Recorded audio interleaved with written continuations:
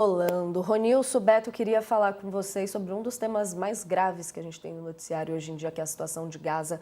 Nossa manchete no UOL acabou de virar também em torno desse assunto. A gente que já vinha falando sobre o plano anunciado de Israel de uma ocupação total em Gaza, o deslocamento da população completa até o dia 7 de outubro, quando completa ali 2 anos do ataque do Hamas. A gente já tem a reação de países árabes criticando esse plano de Israel de ocupar Gaza e pedindo o cessar-fogo. Ao todo, são 20 países árabes e muçulmanos, incluindo Egito, Arábia Saudita e Catar, condenando nesse sábado o plano de Israel de assumir o controle total da cidade de Gaza, chamando a ofensiva de uma escalada perigosa e uma flagrante violação do direito internacional. O comunicado diz, abre aspas, tais ações eliminam qualquer oportunidade de paz, minam o esforço regional e internacional para a distensão e a resolução pacífica do conflito e exacerbam as graves violações contra o povo palestino. Consideramos a ocupação israelense totalmente responsável pelo genocídio em curso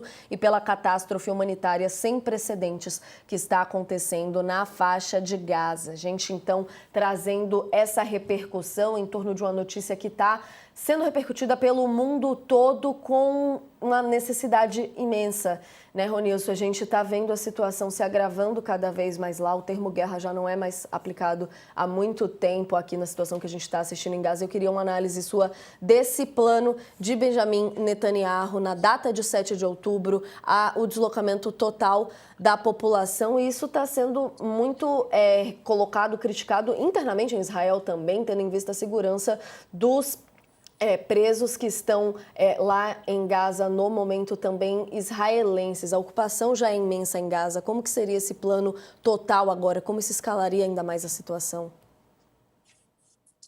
Netanyahu vai cada vez mais eliminando qualquer máscara, né, de bom senso ou de pensar na população de Israel. Netanyahu tem um plano que é dele e do seu grupo político radical, extremista, que tem demonstrado cada vez mais comprometidos com crimes de guerra, com assassinatos deliberados, sem nenhuma, sem nenhum interesse numa possibilidade de recuo ou de diálogo.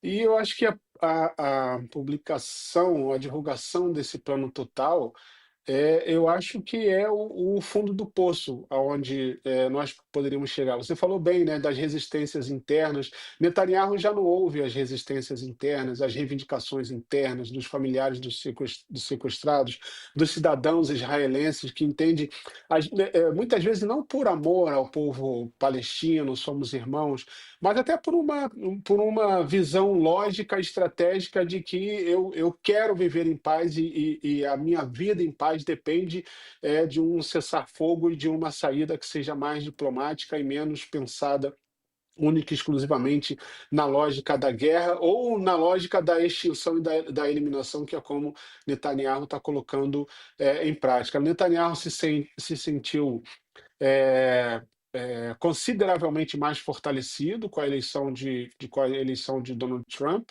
Eu acho que isso faz uma diferença muito significativa, né?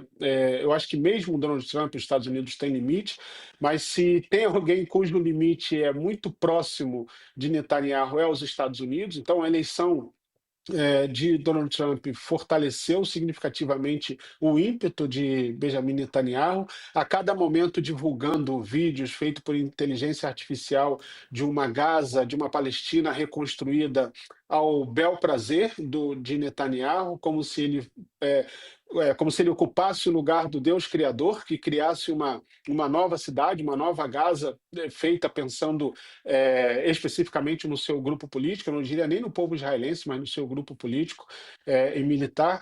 Então, o que nós estamos vendo, né, o mundo de uma maneira muito impotente, quer dizer, todas as críticas sendo feitas, reconhecimentos sucessivos de Palestina como país, como nação, todo tipo de pressão internacional que vem, Netanyahu ignora todas elas e continua empreendendo políticas que ceifam vidas cotidianamente. É difícil pensar que a gente pode fazer muito pouco, né? Que o mundo pode fazer muito pouco. Eh, e eu acho que por mais doloroso que seja, talvez uma comparação que fica ali bem no limite, mas é doído que quando a gente pensa em ocupação total, infelizmente, por mais que eu me esforce para que seja o contrário, ocupação total me lembra a solução final, sabe? E os judeus sabem muito bem o que é isso, né? Então, esse linguajar de ocupação total, para quem não tem para onde ir, não tem outra forma de interpretação que não seja uma extinção deliberada. Muito importante você falar do linguajar aqui, Ronilson. Isso foi inclusive um destaque do professor, do historiador Ilan Pappé, que está aqui no Brasil, um grande israelense que trata muito bem de toda a história desse conflito na situação em Gaza. Queria aproveitar para te ouvir também, professor, a gente entrando nessa questão do que o mundo pode fazer ou não. A gente está vendo aqui, então, uma flagrante violação do direito internacional, é o que esse comunicado dos países árabes traz, mas em contraponto a gente sabe do enfraquecimento internacional de resposta nesse sentido. Muita gente falando que o isolamento internacional de Israel é uma das únicas respostas possíveis a isso tudo que está acontecendo. A gente viu mobilizações maiores, de certa forma, em termos de reconhecimento da Palestina, mas em que ponto que a gente está nessa discussão para Israel se sentir, de certa forma, até à vontade a colocar esses interesses pessoais quase de Netanyahu na discussão a essa altura do campeonato, que é quase triste a gente ver que as respostas são muito difíceis da gente dar até na análise, quem dirá no campo prático, né, professor?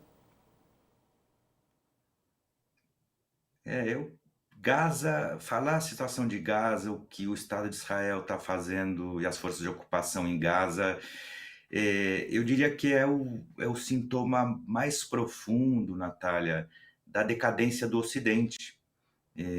Então, né, olha que paradoxo, uma extrema-direita global que vem dizer, eu vi o Zema falando na Globo News ontem que nós não podemos estar no BRICS porque são outras culturas, outras religiões, né, e ele teria que ir tentando fazer uma defesa dos valores culturais. Se tem alguém que está destruindo, né, é o nosso espelho mais incômodo do Ocidente, é o Netanyahu, porque com o que ele faz em Gaza e vai exigindo um silêncio do Ocidente, uma matização dentro da própria sociedade norte-americana, ou seja, é de uma profundidade que coloca a gente, né, o Ocidente dos direitos humanos, o Ocidente da liberdade de expressão, do direito, né, dos direitos fundamentais, ele está sendo perversamente destruído em Gaza e com uma situação insuportável onde as potências mundiais estão sem saber o que fazer. Eu acho,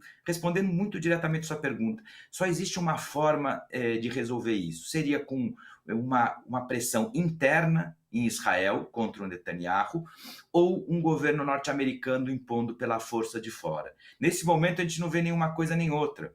As próprias forças de segurança, o exército, as forças armadas israelenses são contra esse novo passo do Netanyahu.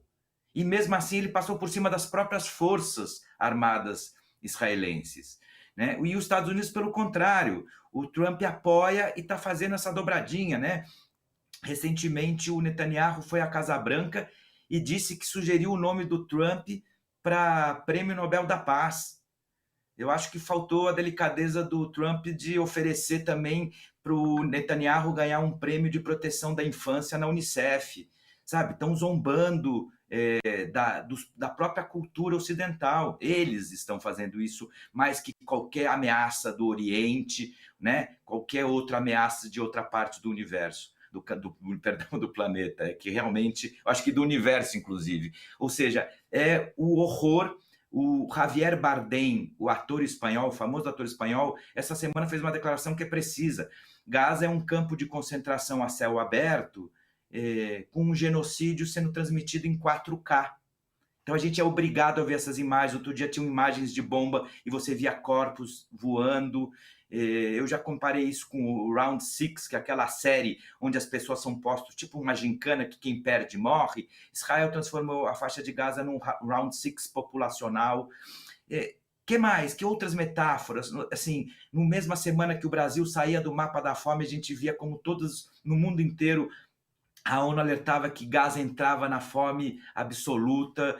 Assim, Gaza é o espelho trágico do Ocidente e da sua decadência. Se a gente não olhar para o que está acontecendo em Gaza e mudar, vai fazer com que o Ocidente siga um caminho que é o que aqueles que querem acabar realmente com a cultura ocidental pretendem. Termino com uma última informação. Essa semana, a Alemanha, França, Reino Unido e Espanha falaram: não vamos mais vender armas para Israel.